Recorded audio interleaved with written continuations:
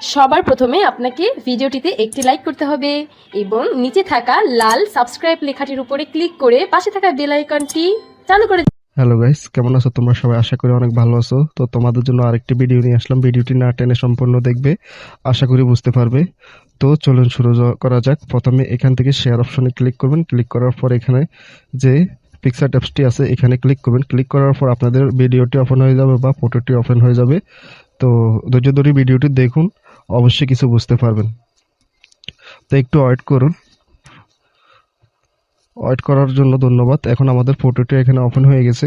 তো এখানে কি করবেন, এখানে আগে ইফেক্ট অপশনে ক্লিক করে এখান থেকে আমাদের ফটোটিকে একটু এইচডি করতে হবে। তো আমি এখানে এইচডিআর এ ক্লিক করে এখানে টিক চিহ্নতে ক্লিক করে দিলাম। ক্লিক করার পর এখান থেকে স্টিকার অপশনে যাবেন। যাওয়ার পর এখান থেকে একটি টেক্সট নেবেন। তো আমি এখান থেকে টেক্সট নিলাম।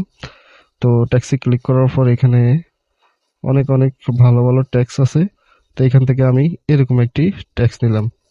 তো ট্যাক্স নেওয়ার পর এটাকে এখানে নিচে দিয়ে দিলাম। দেওয়ার পর এখন আবার টিক চিহ্নতে ক্লিক করে দিব। দেওয়ার পর এখানে স্টিকারে ক্লিক করে এখান থেকে এখন একটি কালার এরকম চয়েস করতে হবে। তো আমি এই কালারটি চয়েস করে বরাবর রেখে নিচে টান দিয়ে এটা ফটোটি বরাবর করে দেবো। দেওয়ার পর এখানে দেখতে পাচ্ছেন ব্লেন্ড যে অপশনটা,